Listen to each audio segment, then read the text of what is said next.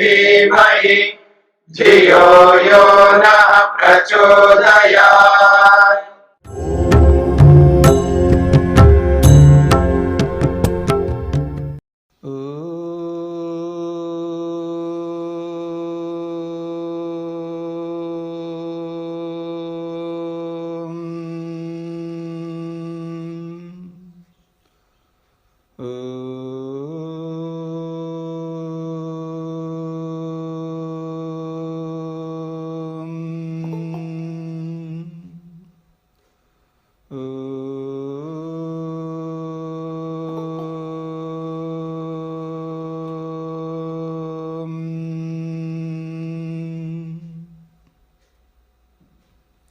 हाँ जी,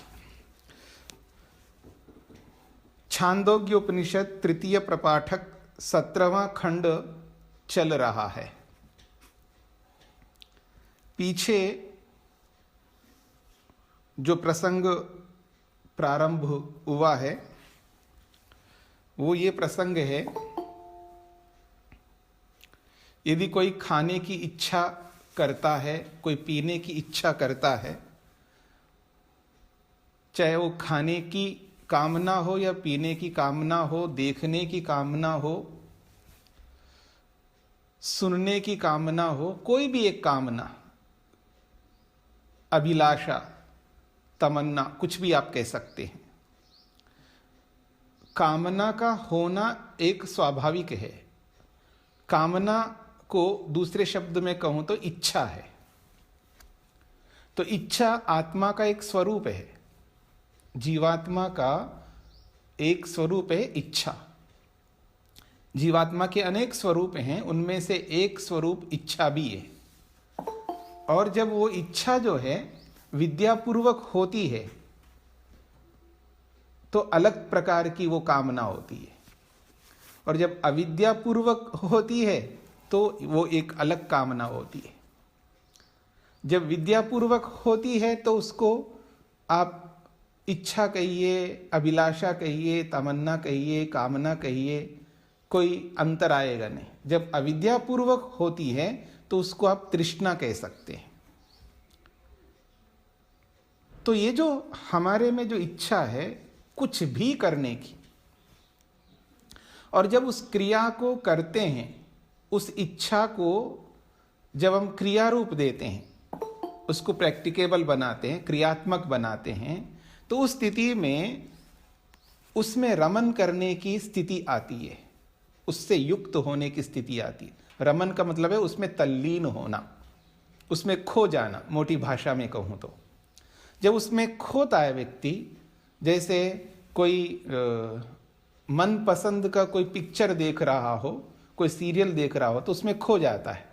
उसको आते जाते लोग नहीं दिखते, घर के अंदर हो या थिएटर में हो या किसी में भी देख रहा हो, स्क्रीन पे जब उसकी दृष्टि रहती है और मन पसंद का हो, उसके अनुरूप वो चल रहा हो सीन, तो वो अपने मन को उसमें इतना एकाग्र करता है, तल्लीन होता है। इसलिए चाहे वो सीरियल हो या पिक्चर हो, उसको पूरा याद कर लेता है वो, यानी उसकी मेमोरी में, उसकी स्मृति में वो बैठ जाती है वो बात, वो भूलता भी नहीं आसानी से। क्यों? वो एकाग्रता, उसी को कहते हैं उसमें खो जाना। तो ये ही इसी को रमन कहते हैं, उसमें रमन करता है व्यक्ति। पर ये रमन करना यदि अविद्यापूर्वक हो जाए तो उससे बहुत सारी हानियां होती है, उससे हटना है हमें। तो इसलिए कहा जा रहा है यह न रमते, जो उसमें अविद्या से युक्त होकर के जब रमता नहीं है तो समझ लेना वही सारी क्रियाएं, देखने की क्रिया सेम वैसी हो रही है, जैसे आप देखते हैं वैसे योगी भी देखता है, जैसे हम खाते हैं वैसे योगी भी खाता है। खाने की क्रिया में वो एक समानता होती है। आप भी रुचि लेकर के खा रहे हैं, वो भी रुचि लेकर के खाता है। ऐसा नहीं कि वो रुचि लेकर के नहीं खाता, रुचि लेना ही होगा, नहीं तो शरीर को लगता नहीं है वो भोजन। याद रखना, रुचि का पता होना, यानी उसका स्वाद कैसा है, टेस्ट कैसा है, उसके फ्लेवर्स क्या क्या है, या जो भी है वो सब का ज्ञान वो भी करता है जैसे हम लोग करते हैं। और कौन सा अच्छा है, कौन सा बुरा है, कौन सा अनुकूल है, कौन सा प्रतिकूल है, इन सबका ज्ञान तो करेगा ही, होना ही है। और एक बात, उस वस्तु में जैसे रूप है, रस है, गंध है, स्पर्श है, शब्द है, वो हल्कापन है, भारीपन है उस वस्तु का, और जब उसको हम ग्रहण करते हैं तो उसके सारे गुण हमको प्राप्त हो रहे हैं। आप रोक नहीं सकते रूप को, रस को। अब खा रहे तो रस तो आपको पता लगेगा। ऐसा कि मैं रस नहीं लेता हूँ, ये तो दूसरों को भ्रांति में डालने वाली बात कह सकते हैं आप, अथवा आप ये भी कह सकते हैं दूसरों को आप नहीं समझ रहे हैं कि इनको कुछ आता नहीं होगा, इसलिए हम बोल देते कुछ भी, ये समझ लेंगे, मान लेंगे हमारी बात को। ऐसा नहीं है। जिस वस्तु का हम उपभोग कर रहे हैं उसका रस भी आपको समझ में आएगा, उसकी गंध भी समझ में आएगी, उसका रूप तो दिखाई दे रहा है आपको, उसका कोई भार है तो वो भी आपको समझ में आएगा। जब आप उसको रोटी को हाथ में उठाते हैं तो उसका भार तो आपको होगा ही ना, खुरदरापन, जो भी उसका स्पर्श है, कोमलता, खुरदरापन जो भी है उसके, वो भी आपको समझ में आएगा। तो रूप, रस, गंध, स्पर्श, फिर शब्द भी आता है। पापड़ आप तोड़ते हैं तो शब्द नहीं आता है, क्या समझते हैं? ठीक है जी। तो रूप, रस, गंध, स्पर्श, शब्द सबकी अनुभूति आप करेंगे, तो उसमें जब सुख है, उस सुख भी आपको मिल रहा है तो उसकी भी अनुभूति करेंगे। अब ये नहीं बोल सकते आप कि मैं सुख नहीं लेता, मैं सुख लेता ही नहीं हूं। इसका मतलब है आपको पूरी जानकारी नहीं है। सुख मिल रहा है तो उसको आप रोक नहीं सकते, वस्तु का धर्म है, वो आएगा ही। फिर ये जो कहा जाता है सुख नहीं लेना है, तो वो अतिरिक्त सुख लेते हैं हम लोग, हाँ, ऊपर से, याद रखना। उसका जो स्वाभाविक सुख तो आपको मिलेगा मिलेगा, लेकिन जो अतिरिक्त सुख लेते, वाह कितना अच्छा है ना, देखना कितना बढ़िया लग रहा है ना, वाह कितना अच्छा है वो, ये ऐसा करके आप उसको और मुर्कियां लगा लगा करके और एक्स्ट्रा जो ऊपर से सुख लेते हैं ना, वो सुख नहीं लेना है। मेरी बात को समझने का प्रयत्न करना। जब कोई प्रवक्ता या कोई योगाभ्यासी या कोई साधक जब प्रवचन करता है तो उसको ये बोलता है कि देखो विषयों में सुख नहीं लेना है, उसको रोकना है। आपको समझ में ना आए तो उससे स्पष्टीकरण कर लो। जो बोलने वाला वक्ता है उसको प्रश्न करके उससे स्पष्ट कर दो। अगर बोलने वाले को भी समझ नहीं है तो वही कहेगा कि नहीं, सुख लेना नहीं है। अगर समझ है उस वक्ता को तो स्पष्टीकरण देगा, वो एक्सप्लेन करेगा आपको सुख ना लेने का मतलब ये होता है। अगर वो नहीं कर सकता, इसका मतलब है या तो उनको पता नहीं है या उनको और सीखना होगा, जो भी कारण रहेगा। लेकिन ऊपर से जो एक्स्ट्रा हम लेते हैं, जैसे शरीर में जैसे सब्जियां काट रहे हैं, आप लोग कटिंग कर रहे हैं सब्जियों की, कई बार काटते काटते कुछ ना कुछ होता नहीं हो, कटता नहीं आपकी उंगलियां, या कहीं ना कहीं कुछ तो लगता है ना। ऐसे तो कोई माँ नहीं है या कोई पुरुष नहीं है जो बनाने वाले, जो भी पाचक का काम करते हैं, कुक का, मेरे को तो बहुत सारे कट जाते हैं, तो खून निकलता है, थोड़ा सा पेन भी, दर्द भी होता है नहीं होता है। एक तो वो दर्द हो रहा है, वो दुख तो हो रहा है, ऐसा करने लग जाओ आप, ऊपर से ये एक्स्ट्रा दुख ले रहे हैं आप। मेरी बात समझ रहे ना? जैसे बच्चे को चोट लग गया, गिर गया, या तो वो तो रो रहा है, तो माँ भी रो रही थी, माँ भी चिल्ला रही होती, वो बेटा ऐसे ऐसे करके, वो एक्स्ट्रा दुख ले रही हो। पहले से एक दुख मिल रहा है और ऊपर से आदमी तो दुख भी ऊपर से अतिरिक्त लेता है अविद्या से। ऐसे ही सुख भी अविद्या से लेता है। सुख अविद्या से भी लेते हैं, सुख विद्या से भी लेते हैं, दुख अविद्या से भी लेते हैं, दुख विद्या से भी लेते हैं। विद्या से लेने का मतलब है पेन हो रहा है, दर्द हो रहा है, समझ रहे हैं हाँ ये दर्द है, अब शरीर का धर्म है, वो दर्द हो रहा है तो अनुभव करता है, दर्द ले रहा है, अब क्या करें, भोगना ही पड़ेगा उस दर्द को, कैसा भी है, समझ करके भोग रहा है। इसी का नाम तप है।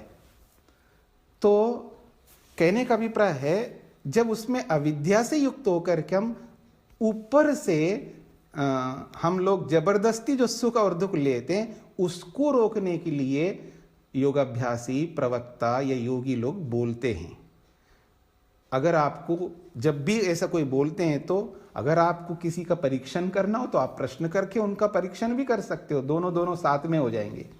सामने वाला जानता है या नहीं जानता, इसका भी आपका परीक्षण हो जाएगा, और आपको समझ में नहीं आता और स्पष्ट हो जाएगा, और इससे भी अच्छा स्पष्ट कर सकता है वो।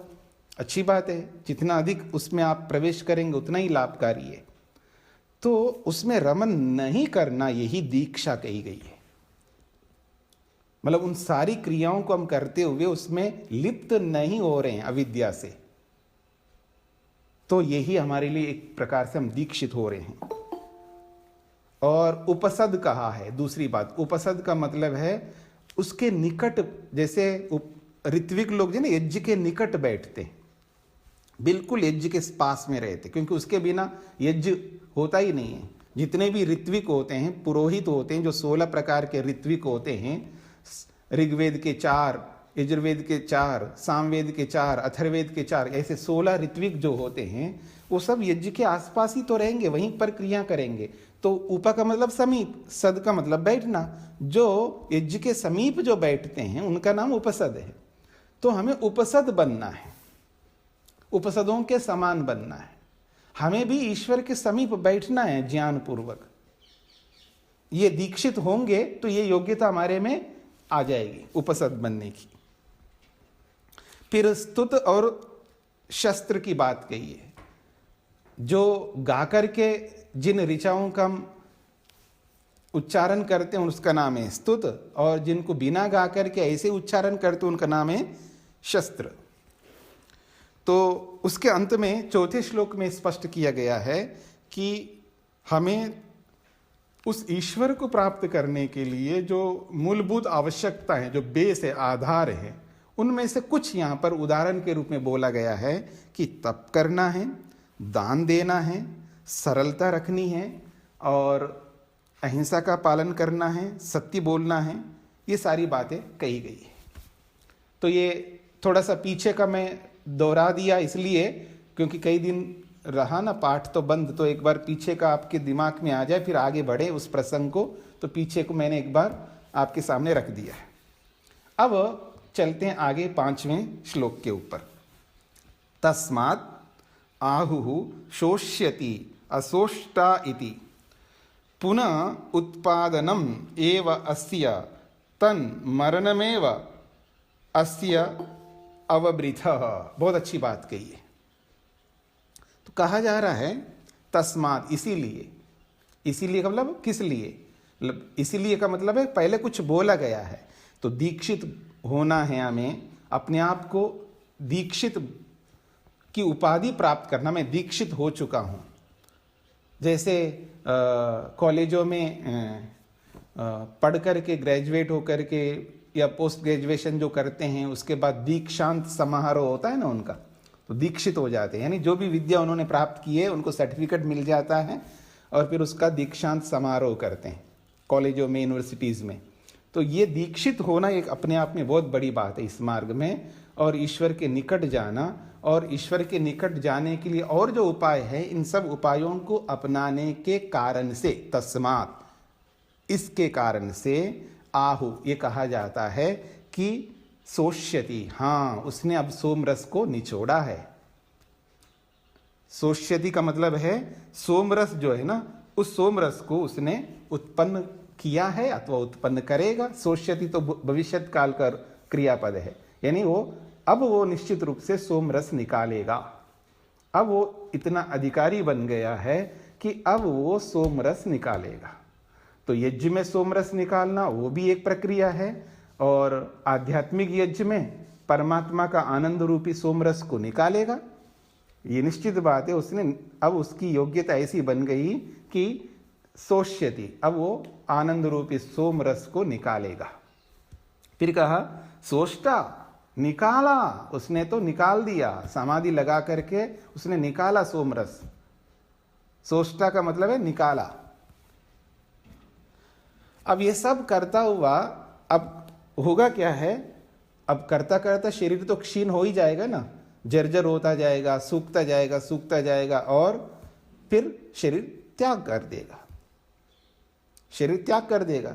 अभी जैसे हमारे गुरुजी बिल्कुल सूखते गए, बहुत शरीर बहुत दुबला, ऐसे कृश काया हो गया, बिल्कुल कृश, बहुत पतला हो गया। बहुत कम वजन हो गया उनका, अब चले गए शरीर छोड़ करके। तो फिर क्या होगा? कह रहे हैं पुनरुत्पादनम, पुनरुत्पादनम, दोबारा उत्पन्न होंगे। ये तो आना और जाना लगा ही रहता है। अब जब जाता है व्यक्ति, बड़ी खुशी की बात है, बहुत प्रसन्नता होनी चाहिए। जब व्यक्ति शरीर को छोड़ करके जा रहा होता है ना, तो बहुत अच्छा होता है। ये क्या रोना धोना है, बड़ा अच्छा प्रसंग है। जब कोई एयरपोर्ट जाते हैं, म्यूट करके रखिएगा। जब कोई एयरपोर्ट जा कर के उनको रिसीव करते हैं तब बड़ी प्रसन्नता होती है। रेलवे स्टेशन में, बस स्टैंड में, इधर उधर जाके रिसीव करते हैं। सी ऑफ करते तो बड़ी दुखी होते रहते हैं लोग, कुछ लोग। जब उनको रिसीव करते हो, जैसी प्रसन्नता है वैसी प्रसन्नता टाटा बाय बाय करने में भी होना चाहिए। तो ऐसे ही उत्पन्न होने में भी खुशी और जाने में भी खुशी, दोनों में खुशी। या तो आप जब पैदा होता है तो खुशियां मत बनाओ, मातम आ गए जी, मातम, अब ये नचाएगा हमको, जो भी आएगा परेशान करेगा, खिलाओ पिलाओ, उसके लिए सब कुछ वही तामझाम करो। उसके पीछे एक क्या कहते हैं, घूमते रहो, उसके चक्कर काटते रहो, उसको बड़ा करो, ये करो वो करो, बहुत झंझट है इसमें, दुखी होते रहो। पर होता नहीं आदमी। जब वहां दुखी नहीं होना तो जाने में भी दुखी नहीं।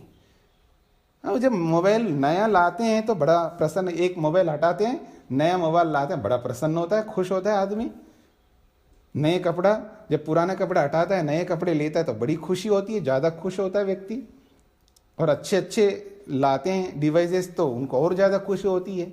तो जाने में, आने की अपेक्षा जाने में ज़्यादा खुशी होनी चाहिए।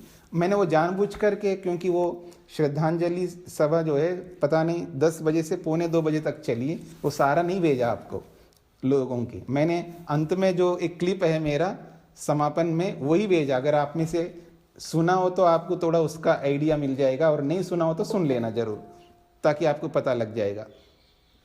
तो कहने का अभिप्राय है पुनरुत्पादनम, दोबारा उत्पन्न हो जाएगा, कोई चिंता की बात नहीं है। किसी ने पूछा है कि वो मुक्ति में गया है जी आपके गुरुजी, तो मुक्ति में तो नहीं गया है जी। मुक्ति में जाने के लिए तो संस्कारों को दग्ध बीज करना है। उन्होंने तो संस्कार दग्ध बीज नहीं किया है। वो कहते थे मेरे संस्कार दग्ध बीज नहीं हुए, इसका मतलब वो मुक्ति में नहीं गए।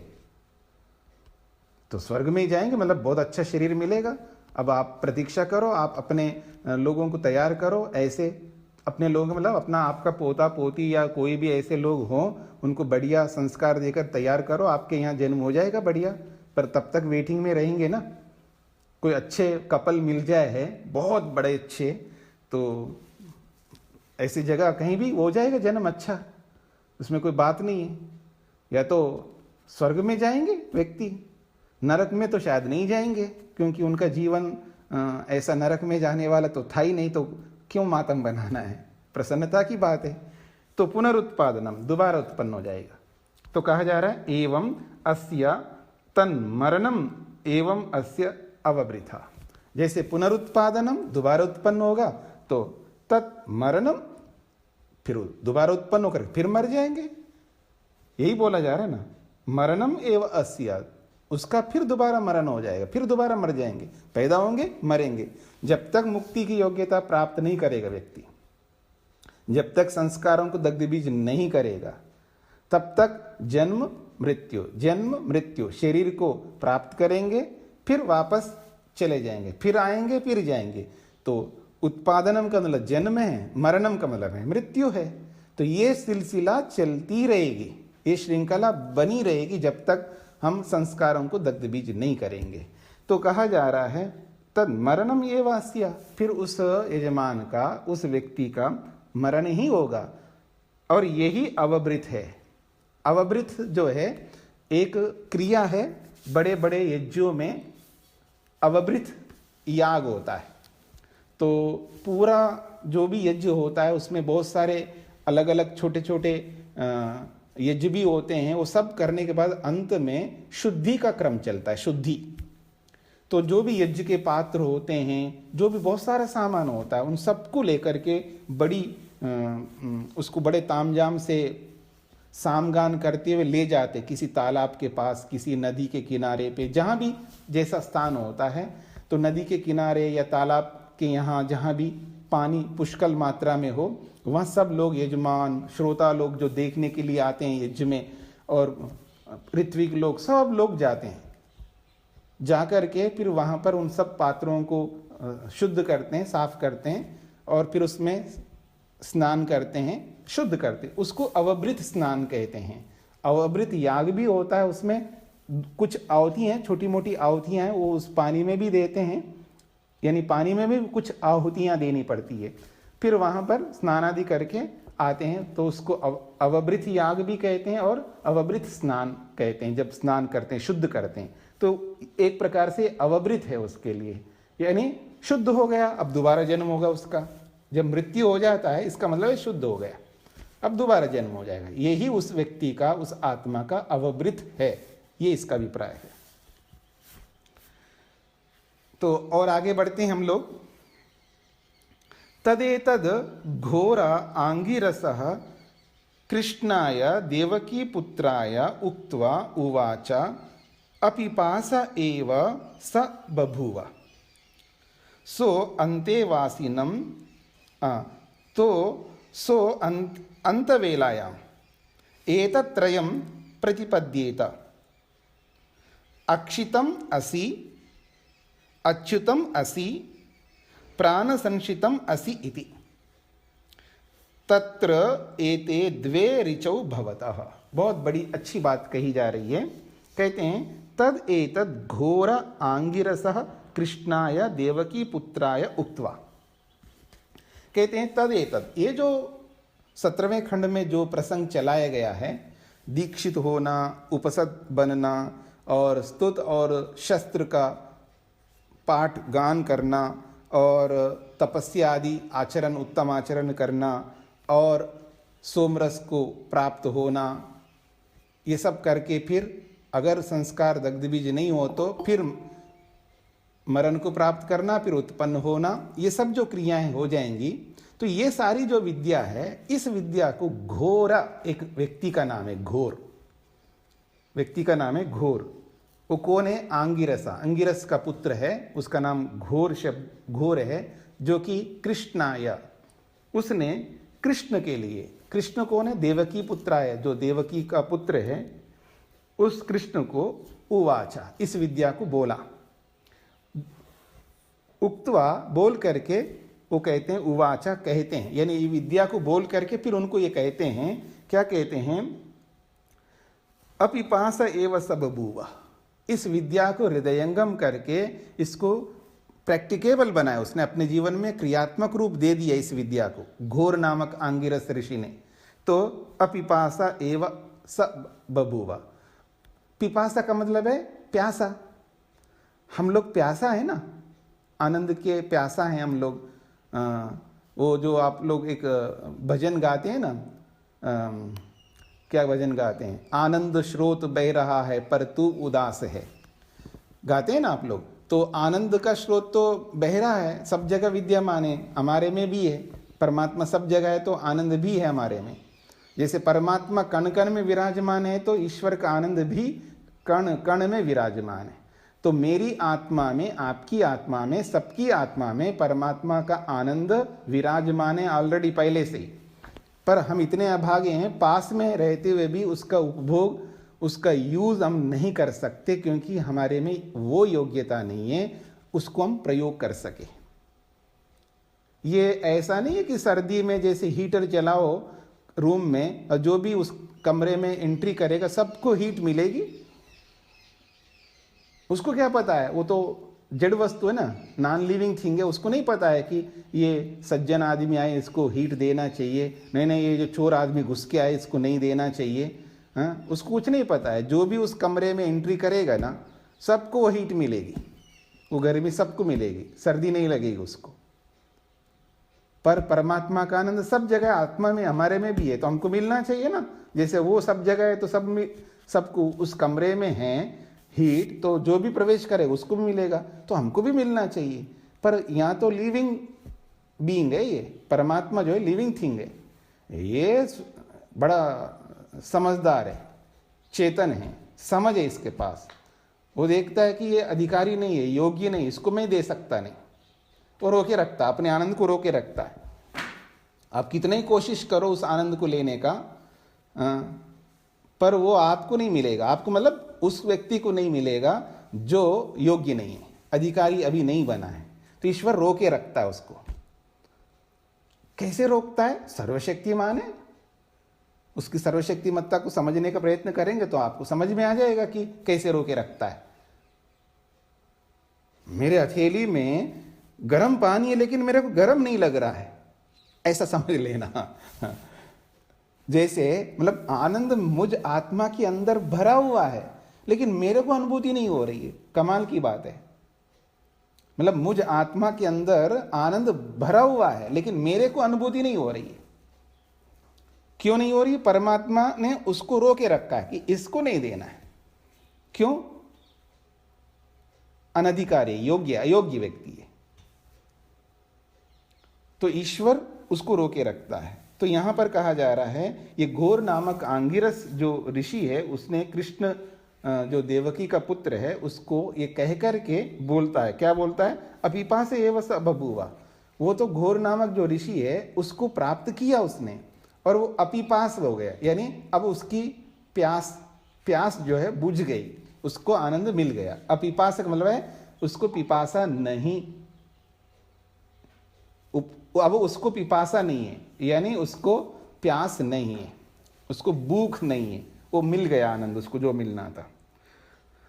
सह अंतवेलायाम एतत्रयम प्रतिपद्येत। अब वो जब शरीर को छोड़ करके मुक्ति में जा रहा था, अंतवेला का मतलब है अंतिम समय में, जब शरीर छोड़ रहा था वो घोर नामक ऋषि ये सब बातें कृष्ण को बोले जा रहे हैं, घोर नामक आंगिरस ऋषि के द्वारा बोला जा रहा है।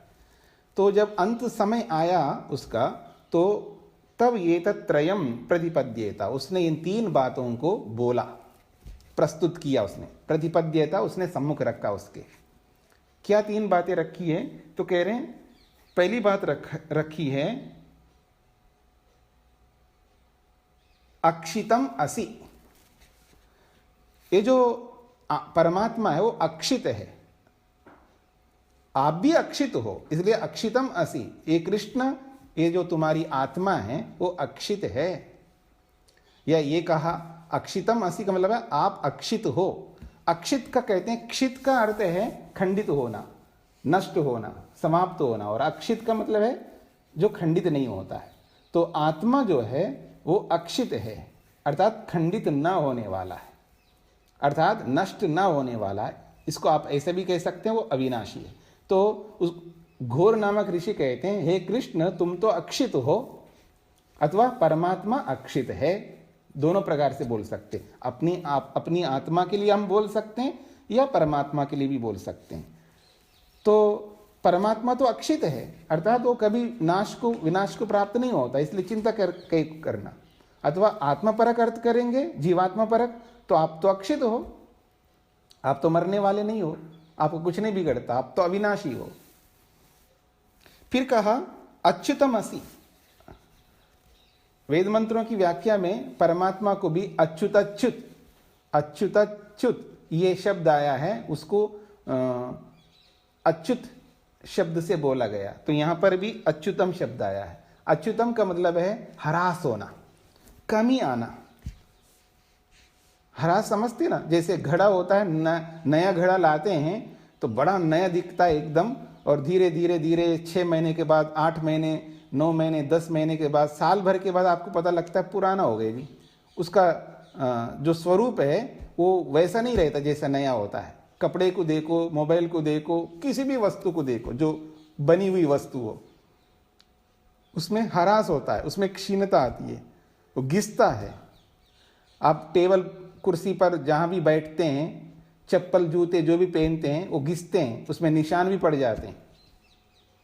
और मेरे खड़ाओं में तो मेरे दोनों पाँव के निशान ऐसे पड़ गए हैं, बिल्कुल दिखता है ऐसे पाँव का निशान खड़ाओं में, और 20 साल हो गए उस खड़ाओं को। बस अंतिम स्थिति में वो भी मृत्यु की ओर अग्रसर हो रहा है, खड़ा हूं, ठीक है। तो कहने का अभिप्राय यह है, घिसता हुआ दिखता है ना हमको, ऐसे दिखता नहीं एकदम, लेकिन घिसने के बाद में हमको दिखाई देता, हाँ ये घिस गया है। तो ये जो अच्युत का मतलब है ह्रास होना, क्षीण होना, उसमें कमी आना। पर परमात्मा में या जीवात्मा में, दोनों में ये स्थिति है ही नहीं है। आप अच्युत हो परमात्मा के लिए बोल सकते हैं, अथवा जीवात्मा के लिए बोल सकते हैं, आप अच्युत हो। फिर कहा प्राण संशितम असि, परमात्मा प्राण से भी अधिक प्रिय है। प्राण संशितम का मतलब है प्राण से भी बढ़कर है। इसलिए स्वामी दयानंद सरस्वती जी ने परमात्मा के लिए बोला प्राण से भी प्रिय। सबको प्राण प्रिय लगता है, याद रखना, सबको लगता है।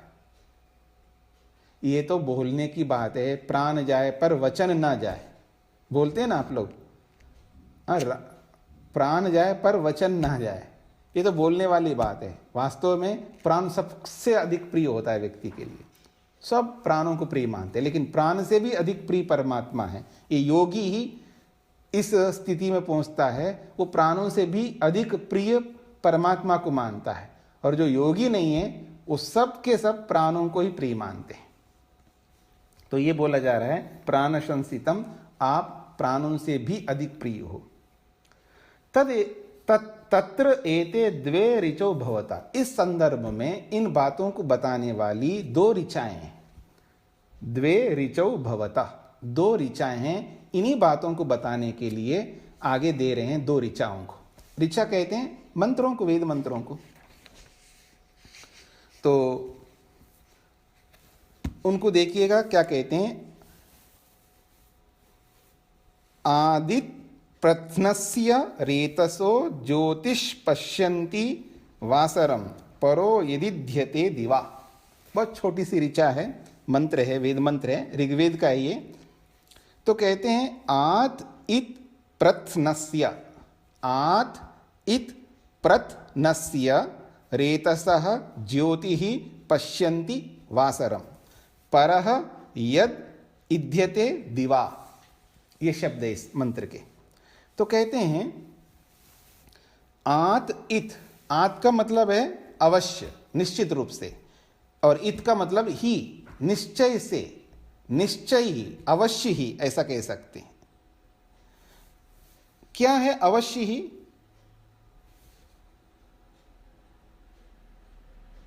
दिवापरः, मंत्र के अंत में लिखा है दिवापरः। ये जो दिलोक है इसको दिवा भी कहते हैं अथवा दिन को भी कहते हैं। दिवापरा, दिन से भी परे, यद इध्यते, जो प्रकाशित हो रहा है, दिलोक से भी परे एक प्रकाशित हो रहा है। इस संसार में यानी पृथ्वी लोक, अंतरिक्ष लोक और द्युलोक, तीनों लोकों में प्रकाश तो है ही। सूर्य का प्रकाश है, नक्षत्रों का प्रकाश है, इनसे भी ऊपर उठ जाए, अर्थात जहां सृष्टि नहीं है, इसका यह अभिप्राय है। जहां तक भी सृष्टि हो, जितनी भी आकाश गंगाओं को हमने पता लगा, यानी वैज्ञानिकों ने, पूरी सृष्टि के अंत में चले जाएं, यानी उससे और ऊपर, ऊपर का मतलब ऊपर ऐसा नहीं होता है, स्पेस ही होता है एक प्रकार से, लेकिन सृष्टि किसे परे, जहां तक सृष्टि है उसके आगे, यह है परा, उससे परे। यद इध्यते, जो प्रकाशित हो रहा है, यानी जो ज्ञान से परिपूर्ण है, आनंद से परिपूर्ण है, वहां प्रकाश ही प्रकाश है। इसलिए कहा जा रहा है ज्योति ही, वो ज्योति स्वरूप है। पर वो ज्योति स्वरूप जो है वो कैसा है? रेतसः ज्योति है। वो रेतस कहते हैं वीर्य को, वीर्य कहते हैं बीज को। ये जो बीज है उसका भी वो ज्योति है, उसको भी प्रकाशित करने वाला है। अर्थात ये जो बीज है वो है सृष्टि का कारण। ये जो ब्रह्मांड जो दिखाई दे रहा है, पूरी की पूरी सृष्टि का जो बीज है, उसी को यहाँ रेतस शब्द से बोला है। तो रेतसः ज्योति, वो इस सृष्टि का जो मूल कारण है, प्रकृति है, सत्वर स्तंभ रूपी जो रेतस है, उसका भी वो ज्योति, अर्थात उसको प्रकट करने वाला, उसको प्रकाशित करने वाला है वो। और ये जो प्रत्नस्य कहा है, प्रत्नस्य का मतलब है ये रेतस का विशेषण है। ये रेतस बीज कैसा है? वो प्रत्नस्य, अर्थात वो बहुत पुराना है, अनादि है, प्रत्नस्य का मतलब है अनादि है, पुराना का मतलब है बहुत पुराना, उसका पुरानापन कितना पुराना है, वो भी असीम है, अनंत पुराण है, अर्थात अनादि, ऐसा कह सकते हैं। तो अनादि रूपी ये जो रेतस है, इसका भी वो ज्योति है, प्रकाशक है परमात्मा। ऐसे परमात्मा को वासरम पश्यन्ति, वासरम कहते हैं दिन, वासर का अर्थ होता है दिन, दिन भर, यानी उसके लिए कोई अंधेरा होती नहीं है, मतलब रात नहीं होती है, रात होती ही नहीं है, हमेशा वो प्रकाश में ही उस प्रकाशमान परमात्मा को देखते हैं, अर्थात विद्या में युक्त होकर के ही सदा उस परमात्मा को देखते हैं। कौन? मुक्त आत्मा है। ये जो मुक्त आत्मा है, ये परमात्मा को वासरम पश्यन्ति, दिन भर देखते रहते हैं, अर्थात उनके लिए दिन ही दिन है, उनके लिए अंधेरा होती ही नहीं है। तो प्रकाश में रहते हो प्रकाशमान परमात्मा को, अर्थात आनंद स्वरूप परमात्मा को वो अनुभव करते हैं। पश्यन्ति का मतलब यहाँ पर केवल देखना ही नहीं है, अनुभव करते हैं, उसका आनंद लेते रहते हैं। ये इस मंत्र का अभिप्राय है। अब उस परमात्मा का थोड़ा स्वरूप भी बताया जा रहा है कि वो कैसा परमात्मा है। कहते हैं उद्वयम तमसस्परि ज्योति ही पश्यन्त उत्तरम स्वः पश्यन्त उत्तरम देवम देवत्रा सूर्यम अगन्म ज्योति ही उत्तमम इति ज्योति उत्तमम इति। खंड समाप्त हो रहा है, इसलिए अंतिम शब्द को 2 बार दोहरा दिया। वयम हम लोग, हम लोग का मतलब यहां मुक्त आत्मा है। वयम हम लोग मुक्त आत्माएं, उद निश्चित रूप से, तमसः परि, जो तमस अर्थात अंधकार, अज्ञान, तमस कहते हैं अंधकार को, और ये कैसा अंधकार है? ये अविद्या रूपी अंधकार है। तो तमसः परि, अविद्या रूपी अंधकार से परि, परे हैं, दूर है, यानी अविद्या के चुंगल में आता ही नहीं है। तो तमसः परि, जो अंधकार से परे, ज्योति, ज्योति स्वरूप है, अर्थात प्रकाश स्वरूप है, अर्थात आनंद स्वरूप है या ज्ञान स्वरूप है। ज्योति शब्द का अर्थ जो है, ज्योति का मतलब है प्रकाश। प्रकाश 2 प्रकार का, एक भौतिक प्रकाश, एक ईश्वर का प्रकाश। ईश्वर का प्रकाश का मतलब है वो भी कोई लाइट ऐसा नहीं है। बहुत सारे लोग, पहले भी मैंने आपको बोला था, ध्यान में जब बैठते तो उनको एक बहुत अलग प्रकार का विशिष्ट, एक बहुत अच्छा प्रकाश, जो कि स्वीकार्य प्रकाश लगता है उनको। एक प्रकाश ऐसा पड़ता है जैसे हमारी आंखें खुली हो और बहुत तेज लाइट आए तो हमारी आंखें बंद हो जाती हैं। हमारी आंखों के लिए वो अच्छा नहीं होता है, उससे आंखें भी खराब हो जाती हैं, वो हम बर्दाश्त नहीं करते उस लाइट को। मतलब उस उतना अधिक प्रकाश को देखने का सामर्थ्य इन आंखों में नहीं है। एक सीमा तक ही लाइट देख सकती हैं आंखें। तो अति, जैसे सूर्य, दोपहर में आप सूर्य को आंखें उठा करके एक टक देख सकते हैं आप लोग? नहीं देख सकते, आंखें खराब हो जाएंगी। लेकिन सुबह सुबह जब सूर्य उदय हो रहा होता है, उस समय जो प्रकाश होता है, कुछ लोग त्राटक करते हैं, खड़े होते हैं सूर्य के सामने, बस एक टक देखते रहते हैं, एक सीमा तक देख पाएंगे, ज़्यादा देखेंगे तो उनको भी आंखें खराब हो जाएंगी। तो जो ध्यान में उनको प्रकाश दिखता है वो ऐसा प्रकाश होता है, उनको लगता है बहुत, बस इसको देखते रहो, उसमें आनंदित तो होते हैं। उनको ऐसा लगता है परमात्मा का दर्शन हो गया हमको। पर वो लाइट है, और लाइट जो भी प्रकाश है वो भौतिक है। परमात्मा के अंदर ऐसा प्रकाश नहीं होता है जो भी वो ध्यान में दिखता है, और उससे हमको हटना है, उसको मिटाना है, हमको उसमें नहीं लगे रहना है। ठीक है, प्रारंभ में मन को एकाग्र करने के लिए थोड़ी देर के लिए ठीक है, थोड़ी देर का मतलब है मन की एकाग्रता बनी रहे, उसके लिए तो ठीक है। जब अभ्यास हो गया, मन की एकाग्रता हो गई है, फिर उसको हटाना पड़ता है उस प्रकाश को। तो वैसा प्रकाश परमात्मा नहीं है। ईश्वर को प्रकाश स्वरूप का मतलब है ज्ञान स्वरूप या आनंद स्वरूप, इसलिए यहां पर ज्योति का मतलब है प्रकाश स्वरूप या आनंद स्वरूप। ऐसे प्रकाश आनंद स्वरूप परमात्मा को पश्यन्त, वो देखते हैं, देखना चाहते हैं योगी लोग, ये मुक्ति लोग, मुक्तात्माएं देखती हैं। उत्तरम, उत्तरम का मतलब सृष्टि के बाद में भी देखते रहेंगे, सृष्टि के काल में भी देखते रहेंगे, और उत्तरम सृष्टि के बाद भी देखते रहेंगे। ये सदा के लिए देखते रहेंगे। अगर है मतलब वो है कैसा है, तो स्वः वो आनंद से परिपूर्ण है। स्व का मतलब है आनंद, तो आनंद से परिपूर्ण है। तो जब स्व शब्द से आनंद लेंगे, वहां ज्योति शब्द से ज्ञान ले लेंगे। यदि स्व शब्द नहीं होगा, दोनों एक साथ आ रहे हैं, तो स्व शब्द का अर्थ आनंद लेंगे, ज्योति शब्द का अर्थ ज्ञान लेंगे। तो स्वः वो आनंद से परिपूर्ण है, तो आनंद से उस परिपूर्ण परमात्मा को पश्यंता, वो देखते रहते हैं, ये देखना चाहते हैं। और उत्तरम बाद में भी देखते रहेंगे। सृष्टि के काल में भी जब योगी जो है समाधि लगाता है, समाधि में बैठ करके उसका आनंद लेता रहता है जब तक शरीर में रहता है, और शरीर के बाद में भी जब मुक्ति में जाता है तब भी उसका आनंद लेता रहेगा। तो उत्तरम का मतलब है सृष्टि के बाद में भी, अर्थात मुक्ति में भी, अथवा शरीर छोड़ने के बाद में भी, जब मुक्ति में जाता है तब भी उसके आनंद को लेता रहेगा। तो इसलिए कहा जा रहा है यहां पर, वो अंधकार रूपी अज्ञान से परे हैं, ज्ञान से परिपूर्ण हैं। ऐसे ज्ञान से परिपूर्ण परमात्मा को वो देखते ही रहते हैं, और सृष्टि के बाद में भी देखते रहते हैं, अथवा शरीर के बाद में भी देखते रहते हैं।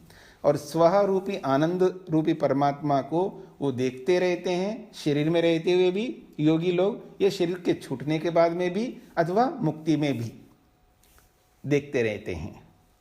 ऐसे देवम, जो दिव्य गुणों से परिपूर्ण है, और देवत्रा, वो देवों का भी देव है, साधारण देव नहीं है, वो देवों के भी देव हैं। ऐसे देवत्रा देवम, देवों के भी देव उस परमात्मा को। और क्या स्वरूप है उसका? सूर्यम, वो सूर्य है। सूर्य का मतलब है चराचर जगत के आधार है, चर और अचर। सूर्य शब्द के एक प्रसिद्ध अर्थ हैं जो ऋषि लिखते हैं, चराचर यानी गतिमान और जड़, चेतन और जड़, इन दोनों के जो स्वामी सूर्य है, ऐसे सूर्य रूपी परमात्मा को वो देखते हैं। और कैसा है? वो ज्योति के रूप में भी है, और उत्तमम, बहुत उत्कृष्ट है, सर्वोत्तम है, सर्वश्रेष्ठ है। ऐसे उस उत्तम सर्वोत्कृष्ट ज्योति स्वरूप, सूर्य स्वरूप, देवों के भी देव को, उस आनंद से युक्त परमात्मा को अगन्मा वो प्राप्त करते हैं। समाधि में प्राप्त करते हैं, अथवा मुक्ति में भी उसका आनंद को प्राप्त करते हैं। उसके इन सब स्वरूपों को वो प्राप्त करते हैं, इसका ये अभिप्राय है। तो इस प्रकार से ये आपका ये खंड पूरा हो गया है। तो हाँ जी स्वामी जी, यहाँ उद जो है सबसे पहला वर्ड ऊपर दिया हुआ है यहाँ अर्थ इसका। हाँ दिया है। और तो यहाँ ऊपर किससे लेंगे, मतलब किस उससे लेंगे? ऊपर का मतलब है पूरे सृष्टि से अतिरिक्त, नहीं, सृष्टि से पहले नहीं, ऊपर का मतलब है द्युलोक से ऊपर ले सकते हैं आप। अच्छा जी जी जी, धन्यवाद। जी जी। तो अब आपको किसी को प्रश्न करना हो तो कर सकते हैं। जी जी, हाँ जी, सरस्वती जी बोलिए। हाँ स्वामी जी, आप थोड़ा विस्तार से बता दीजिए नरक और स्वर्ग के बारे में जान। नरक का मतलब है किसी का जन्म हो गया है ऐसे जगह पर जहां पर ठीक से खा नहीं सकता, ठीक से रह नहीं सकता, ठीक से वस्त्र नहीं मिलते हैं, और जहाँ कुपोषण हो रहा हो, और ऐसे जगह पर जिसको जन्म मिल जाए, जैसे उत्तरी ध्रुव, दक्षिणी ध्रुव, जहाँ पर खाना कुछ है ही नहीं है, ऐसे ड्रिल कर करके बर्फ के अंदर ऐसे बड़े मुश्किल से मछली आदि निकालते, जैसे तैसे रहते हैं। नरक ही तो और क्या है। तो जहाँ सुख के साधनों का अभाव होता है वो नरक है, वहाँ दुखों का भरमार होता है वो नरक है, और जहाँ सुखों का भरमार होता है, और दुख बहुत रेयर में कभी कभी मिलता है, बाकी सुखी सुख ज्यादा होता है, वो स्वर्ग है। अब आप एक बात बताइए, अंबानी का बेटा बेटी हो, या बिल गेट्स का हो, या बफेट का हो, या बहुत बड़े बड़े लोग हैं ना, टाटा बिरला, जितने भी लोग हैं जिनके बच्चे हैं, उनको कोई परेशानी है क्या? खाने पीने की, उठने बैठने की, आने जाने की, साधनों की। ठीक है, बीमार होंगे, कभी वायरल फीवर हो गया, उनको भी होता होगा, तो तब दुखी होंगे। या कभी माँ बाप के उनके कहने की बात को माँ बाप नहीं बोलेंगे तब दुखी होंगे। थोड़ा बहुत दुख बीच बीच में मिलता, बाकी स्वर्ग में ही तो रहते हैं वो लोग। ये है स्वर्ग। तो लोग बोलते हैं ना स्वामी जी, मरने के बाद वो स्वर्ग में गया, वो नरक में गया, ये तो जीवन में होता है। मतलब तो हम जब जीवित स्वर्ग में गया का मतलब है उसको जब अच्छा जन्म मिलता है वो स्वर्ग में गया, और जब उसको खराब जन्म मिलता है वो नरक में गया, इसका ही अर्थ है। तो ये हमको कैसा पता चलेगा कि वो नरक में गया या स्वर्ग में गया? ये तो बहुत आसान है, ये तो बहुत आसान है। इस्लाम एरिया में जाके देख लो, पता लगेगा नरक क्या है। नहीं स्वामी जी, हमको ये नहीं पता चलता ना वो कौन सा जन्म लिया, तो सिर्फ हम मरने का ही देखते हैं, दूसरा जन्म को तो हम नहीं देख पाते हैं ना। तो अब आपके यहाँ कल आपके बेटे की शादी हो जाएगी, और जब उसका कोई बच्चा होगा तो कहीं से तो मर के आएगा ना वो, कहीं से तो आया ना मर करके, कहीं मर गया और आपके यहाँ आ गया। मतलब अभाव से तो भाव नहीं होगा ना। आप तो इंजीनियर हो, तो अभाव से भाव होता है क्या? नहीं होता है ना। तो फिर अगर आपके घर में कल आएगा कोई बच्चा, हाँ, तो वो कहीं से मर गया, कहीं तो मर जाएगा और आपके यहाँ आएगा। ठीक है ना। अब पैसा है ना आपके पास, रुपए नोट है ना, कुछ तो होगा आपके पास। जब नहीं थे तो कहीं से तो आ गया होगा ना आपके पास में। जब आप कल आप तनख्वाह लेंगे कॉलेज से, तो वो कहीं था पहले, फिर आपके पास आ गया। ये अलग बात है, आज आप मेरे को देंगे तो आपके पास नहीं रहेगा, फिर मैं किसी और को दूंगा तो मेरे पास नहीं रहेगा। तो ऐसे तो रूटीन होगा ना, यहाँ से जा रहा है कहीं पहुंच रहा है, वहां से आ रहा है तो और कहीं पहुंच रहा है। तो ऐसे ही तो अगर यहाँ मर करके कोई जा रहा है तो कहीं पैदा भी तो हो रहा है। तो ये तो बहुत आसान है, इजी है समझना। हम इसको सिस्टम में रह करके नहीं देखते, इसलिए बहुत कठिन लगता है। सिस्टम में आकर के देखो, बहुत इजी है। क्लियर हो रहा है? नहीं तो हम अपना मतलब अपना जीवन में जैसा हम कर्म किए हैं उसके अनुसार भी हम ऐसा मतलब कर सकते हैं कि हाँ इसको नरक मिला होगा या इसको स्वर्ग मिला होगा। बिल्कुल देख सकते हैं ना। अब जैसे हमारे गुरुदेव जी शरीर त्याग करके गए, तो हमें तो 100% श्योरिटी है कि ये स्वर्ग में गए, क्योंकि उनका जीवन बचपन से लेकर अब तक जिस तरह का रहा है, तो जैसे कर्म उन्होंने किए हैं तो स्वर्ग में गए, ये तो हमें बिल्कुल पता है।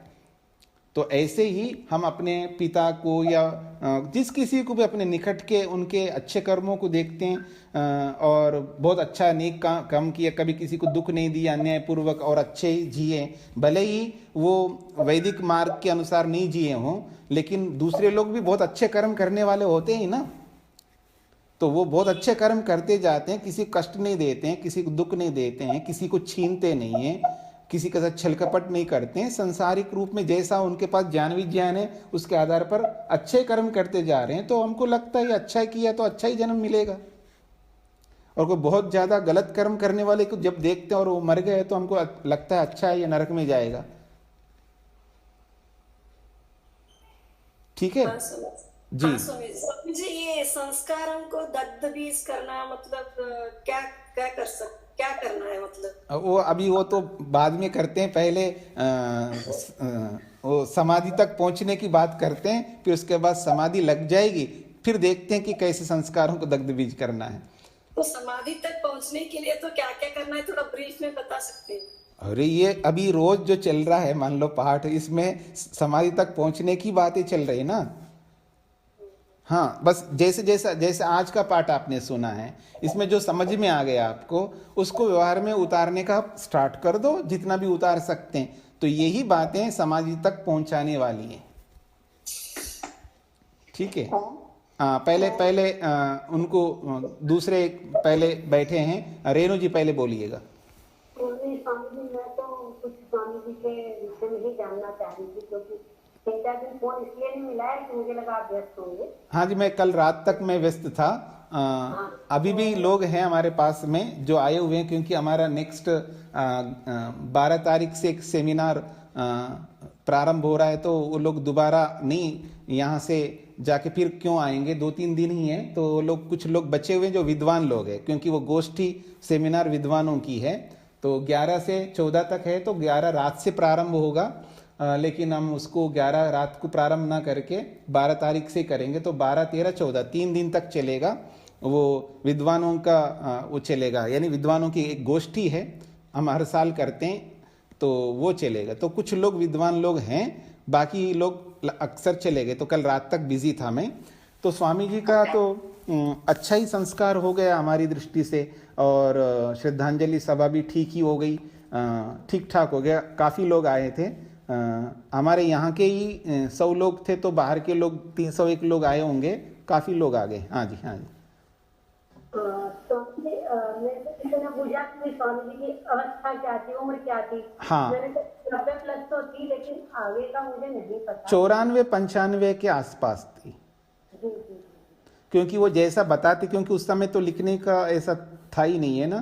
तो जब 47 में जब मारकाट हुआ था, तब उनकी उम्र 19 साल की थी, और उसके बाद में गुरुकुल में जब आए तो 21 साल के आसपास आए थे। तो उसके हिसाब से देखेंगे तो 94-95 के आसपास ऐसा लोग समझ रहे हैं। तो इतना उसी के आगे पीछे हो सकता है, तो 94-95 के आसपास ऐसा बोलते हैं जी। तो कुछ 2-4 दिन से अस्वस्थ थे या ऐसे ही चल ही रहे थे, रुक तो खैर। हाँ, तो वो तो लगभग यूँ समझ लीजिए 18-20 साल से लगातार चल रहे हैं, और 10-1 साल तो केवल बिस्तर पे थे, फिर बाद में खड़े हो गए।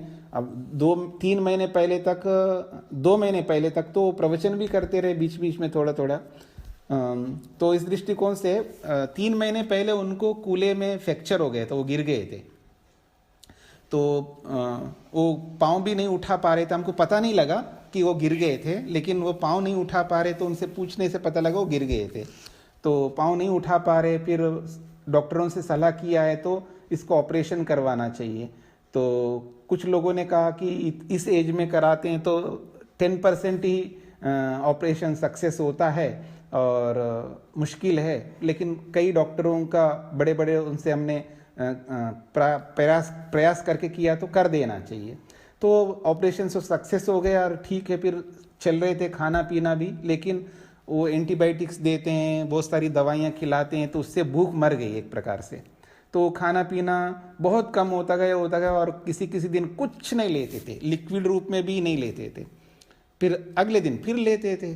तो ऐसे चलता रहा, और जब खाना पीना भी कम हो गया तो शरीर और कृश होता गया, तो इस स्थिति में आ गए। तो 4 तारीख जब हुआ तो उससे पहले ये समझ लीजिएगा जनवरी के एंड में मेरे पास आए थे कि स्वामी जी कुछ नहीं खा रहे। तो जाकर के बातचीत किया, फिर डॉक्टरों से संपर्क किया, तो जी थोड़ा टाइम लगेगा, ऑपरेशन हुआ है, वो एंटीबायोटिक्स के सब का वो प्रभाव है, तो भूख एकदम बढ़ेगी नहीं, थोड़ा थोड़ा आपको टाइम लगेगा, ऐसा डॉक्टरों ने कहा। तो फिर अगले दिन फिर खाना शुरू कर दिया उन्होंने। फिर 2 तारीख की बात है, 2 तारीख को फिर आए कि फिर नहीं खा रहे हैं जी।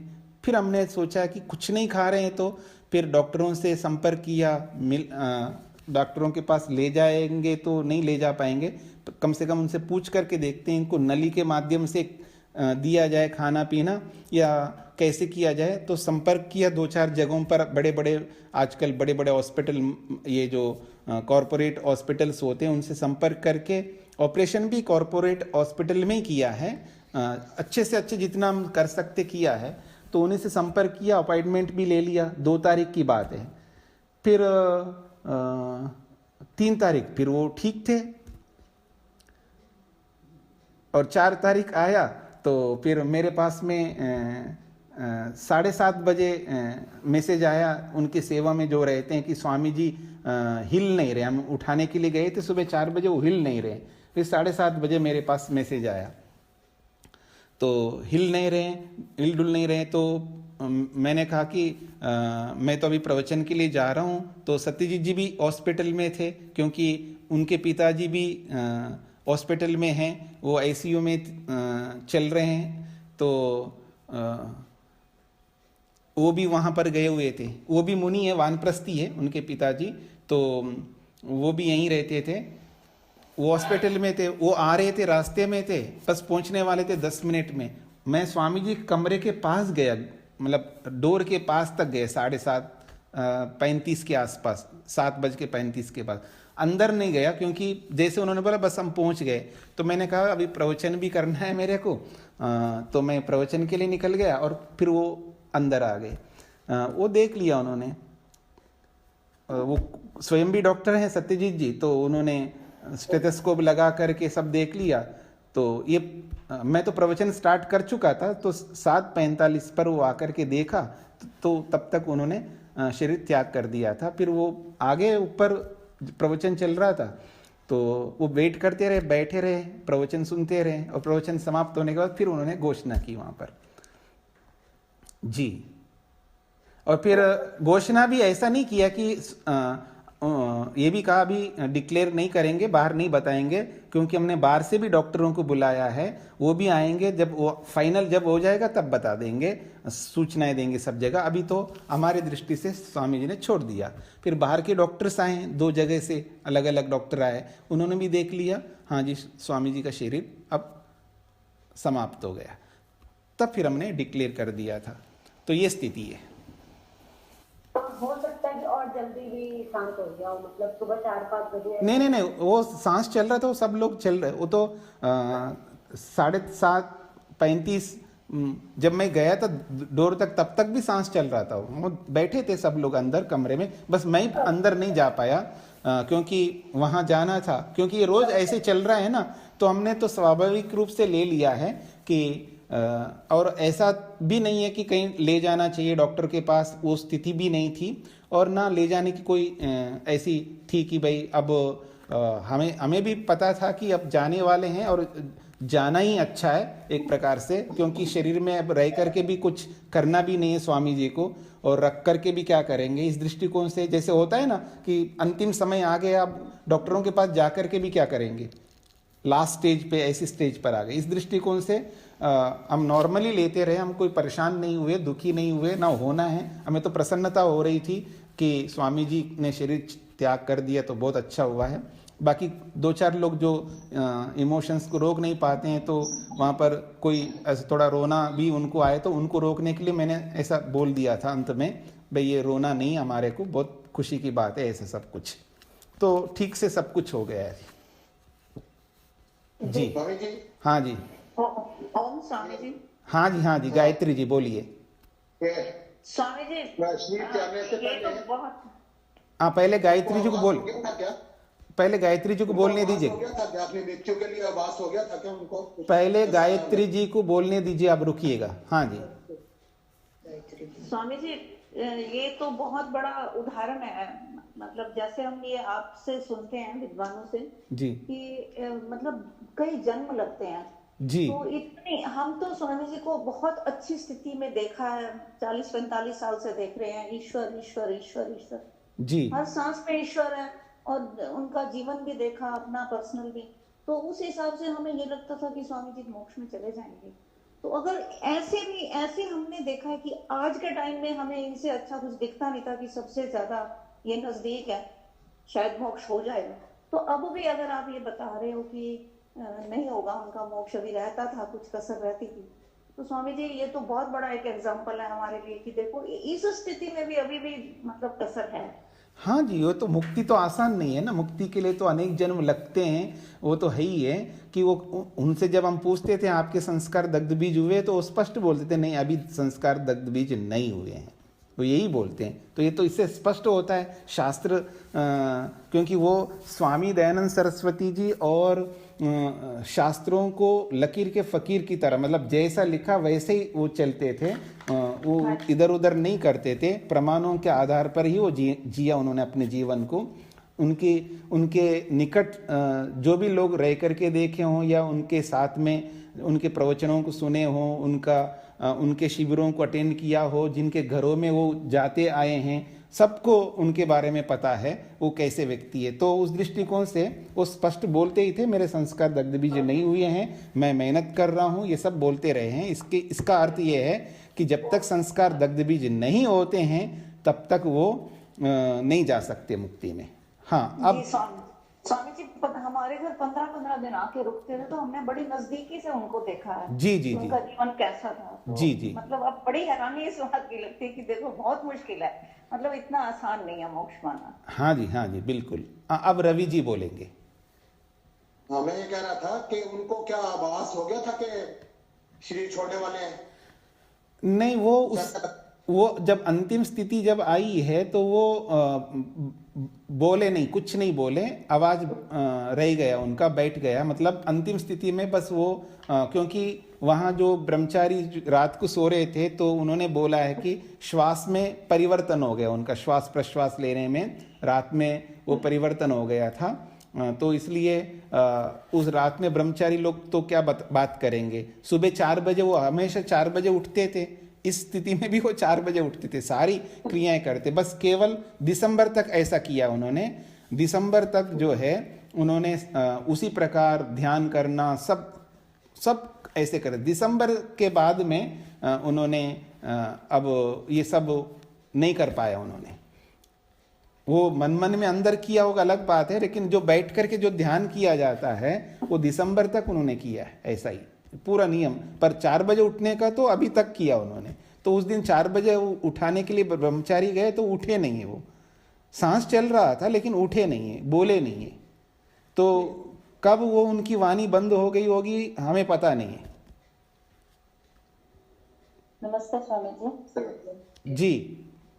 99 में हमारे घर में आए थे या फरीदाबाद में। जी तो हमने भी उनके मन के दर्शन किए थे। जी घर में बुलाया था हमने। हाँ, ऐसे बहुत बाद में आए थे तो हमने घर में बुलाया था। मेरे सामने बहुत सारे लोग दिख रहे हैं, बहुत सारे लोगों के घरों में दिनों दिन, महीनों महीने, सालों साल भी रहे हैं, ये भी मेरे को पता है। हाँ जी, क्या बोल रहे हैं जी आप?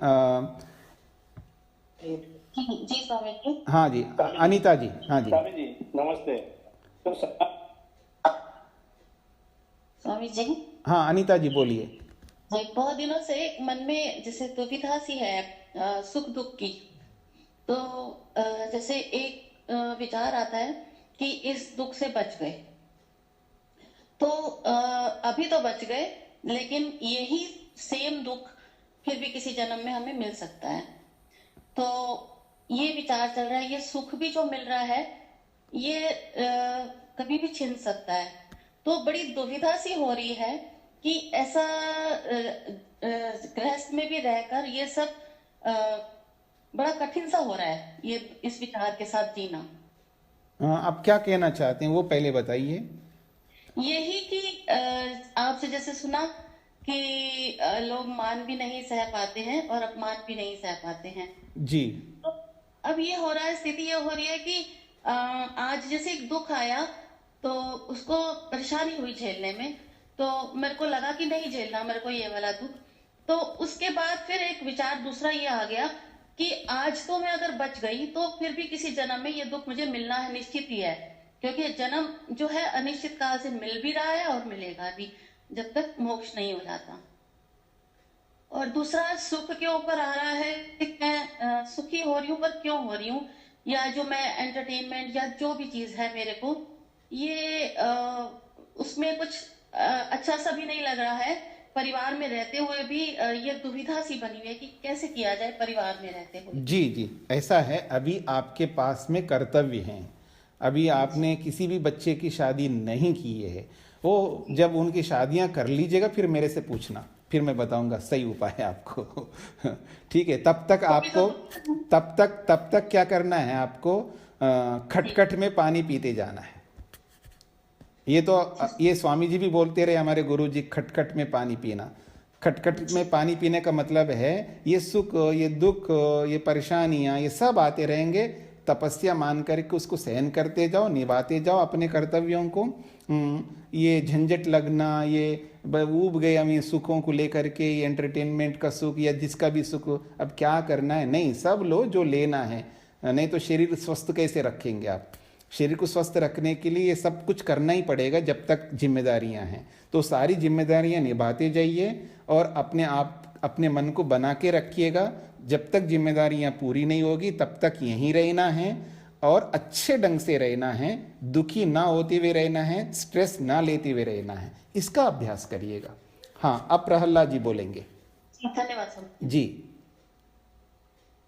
जी। प्रणाम स्वामी जी। जी नहीं, एक बार प्रहलाद जी बोल रहे थे। हाँ जी। नमस्ते स्वामी जी। जी आपने बताया कि वो दग्ध बीज नहीं होते जी, दग्ध बीज संस्कार नहीं होते हैं, दग्ध बीज संस्कार नहीं होते हैं तो मुक्ति नहीं होती है।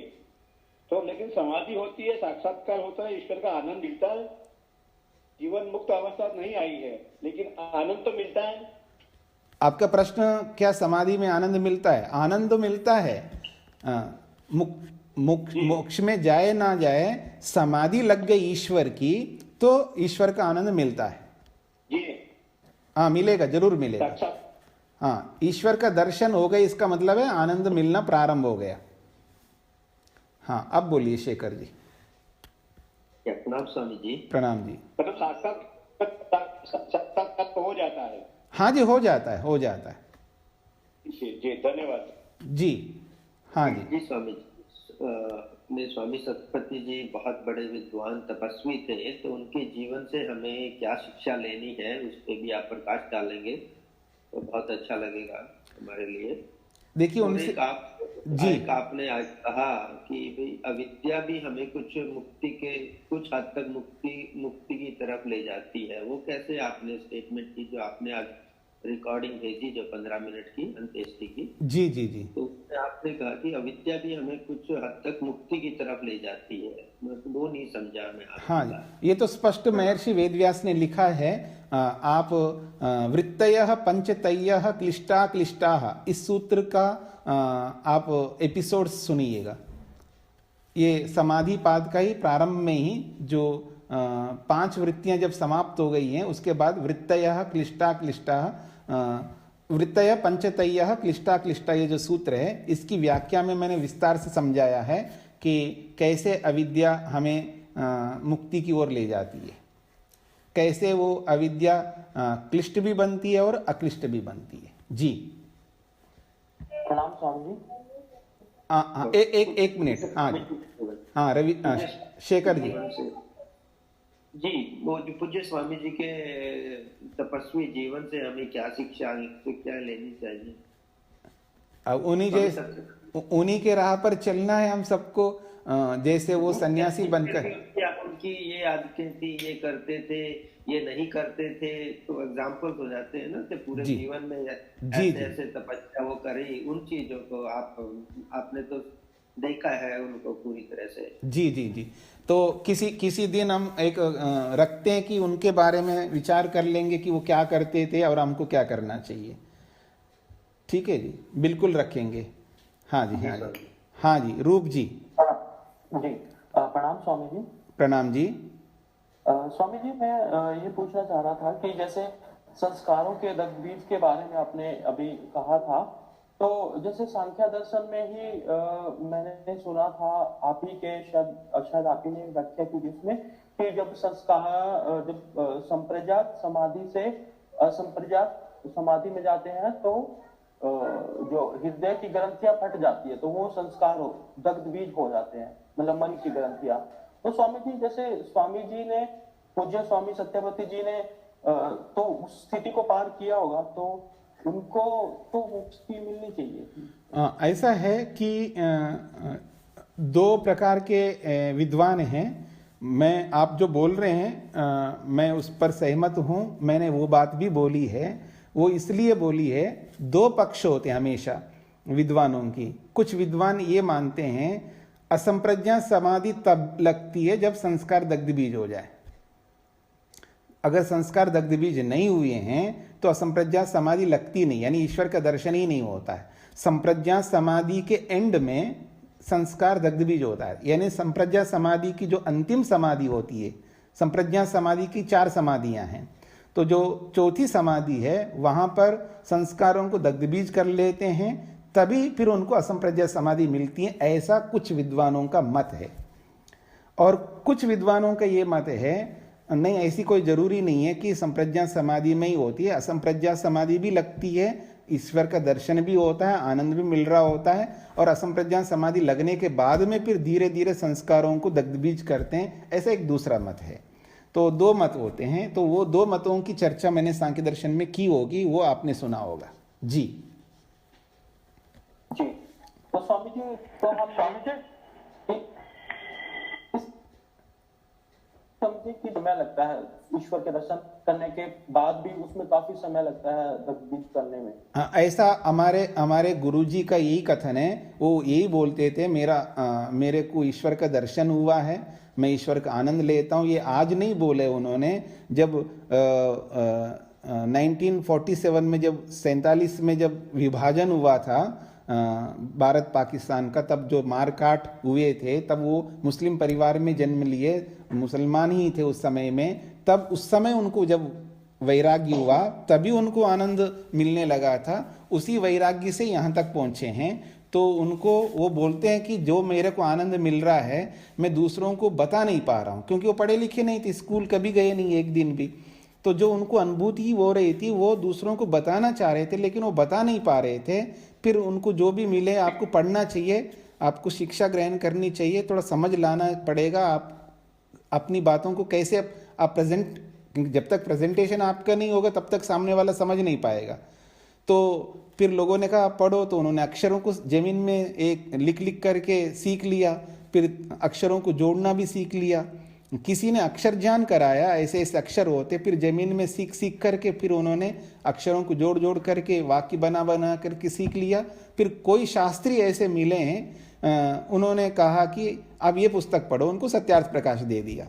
फिर सत्यार्थ प्रकाश पढ़ा उन्होंने, तो उसमें गुरुकुल की चर्चा आई कि गुरुकुल में ऐसे ऐसे पढ़ाया जाता है। फिर गुरुकुलों को ढूंढ करके फिर वो झज्जर गुरुकुल चले गए। तो ये प्रसंग चला है वहां पर, ऐसा है। तो उनको आनंद तो उसी समय से प्राप्त हुआ था। जी जी जी जी, धन्यवाद स्वामी जी। जी, तो नमस्ते, एक मेरा प्रश्न था।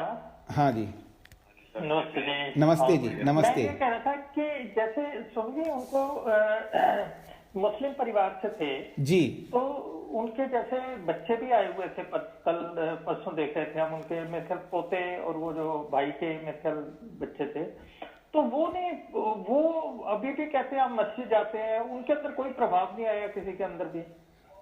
नहीं, उनके पोते नहीं थे, उनके ताऊ जी के बच्चे थे। मतलब उनके पिताजी के कई भाई होंगे ना, उनके भाइयों के, उनके परिवार के लोग थे, तो वो आए थे। अभी भी वो मुसलमान हैं। उनके अंदर मुसलमानों को आप जानते ही हैं, मुसलमानों की जैसी स्थिति होती है आज, तो एक इतना आसान नहीं है उनको बदलना। आप बदल सकते हैं, आपके बच्चे बदल सकते हैं। हम लोग ऐसे संस्कार नहीं देते जैसे वो लोग देते हैं। हमारे जो बच्चे होते हैं ना, वो ईसाई बन सकते हैं और पता नहीं किस किस में जा सकते, क्योंकि हम लोग डरते हैं अपने बच्चों को संस्कार देने में, वो लोग नहीं डरते हैं। तो इसलिए वो मजबूत हैं अपने उन संस्कारों में। यहाँ पर बोला भी गया था उनको कि वो अपने आप को मुसलमान मानते हैं, तो उन्होंने कहा कि आप इसकी चिंता मत करिए, आप अपने किसी भी बच्चे को आप भेज दिया, हम भी एक और सत्यपति बना के हम देंगे आपको, ऐसा बोला है उनको। तो ये अलग बात है, वो देंगे नहीं देंगे, क्योंकि बहुत इतना आसान नहीं है। वो तो पुराने संबंधों को ध्यान में रखते हुए वो आए हैं, वो एक अलग बात है। जी, ये समझिए, उन्होंने नाम तो हिंदुओं वाले रखे हुए थे। वो तो परिवर्तित नाम है ना, वो जैसे किसी न्यूज़पेपर में या समाचारों में नाम बदल करके बोलते हैं ना, ऐसे ही बोला गया उनका नाम। जैसे कोई अपना नाम नहीं देना चाहते हैं न्यूज़पेपर्स में, मतलब नाम उनके, ये तो वैसे रखा है ना, उन्होंने बोला है। नाम मतलब अपने नामों को गुप्त रखने के लिए बोल के उन्होंने एक नाम दिया, तो जैसा उन्होंने नाम दिया वो नाम बोला गया वहां पर, क्योंकि दूसरे लोग भी तो लाइव जा रहा है तो उनको भी तो डर रहता है ना। तो इसलिए अपने आप को बचाने के लिए उन्होंने अपना नाम ना दे करके बदला हुआ, ऐसे जैसे न्यूज़पेपर्स में, चैनलों में ऐसे नाम बोलते हैं ना, वैसा उनको जैसा उन्होंने बोला वैसा उनका नाम बता दिया, ऐसा है।